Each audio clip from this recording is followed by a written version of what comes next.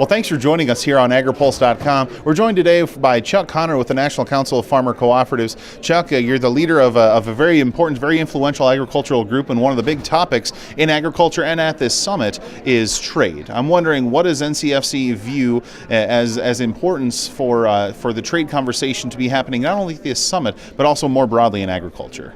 Well, Spencer, now more than ever today, we face surplus production in virtually every commodity that we produce in America, and we produce a lot of commodities.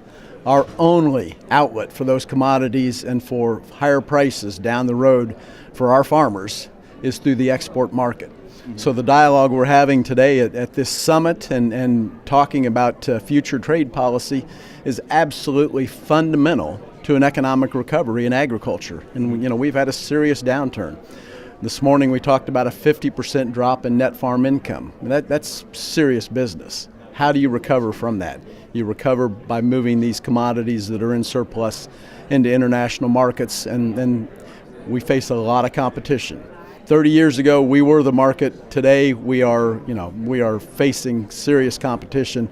We need our policymakers, we need our trade negotiators to be a part of the team that enables us to move these products into foreign markets and into foreign consumers' mouths so that we can get them out of this country and then improve prices for our farmers. Something you said in the panel discussion, and you said something similar there in your response, was that for agriculture, trade expansion is the business plan. It's not something on the table. It is what has to be done. I'm wondering, for the purpose of American agriculture, is that a wise consideration, or is that really the only thing that American agriculture can do to better itself in the future? Well, Spencer, whether it's wise or not, I don't think that really matters at this point, because I think it is the only option. We have tremendous productivity on our farms and ranches in America today.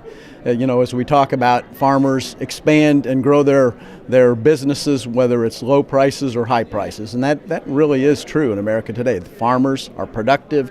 They're going to expand their output. We cannot sell that in our domestic market. For the most part, all of our consumers are well-fed. If anything, people in this country are trying to scale back their total number of calories that they're consuming. There is not tremendous upside growth here.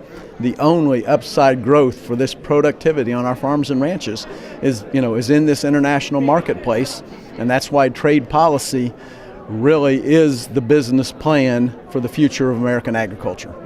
I'll wrap up with this one. NCFC is one of a number of agricultural groups sponsoring the Agri-Pulse Ag and Food Policy Summit, really taking part in this conversation. Aside from just you being a panelist, also have other staffers and members participating in the dialogue today. For NCFC and for you, why is it important to have events like this? Well, these are huge events in terms of the dialogue, bringing us together, to have common points of view, but also giving us access to the policymakers within the administration, policymakers from Capitol Hill, who were really sort of the ones setting that business plan direction going forward. It's so critical to my members, to farmer-owned co-ops. Our farmer owners are counting on us to find markets for these products.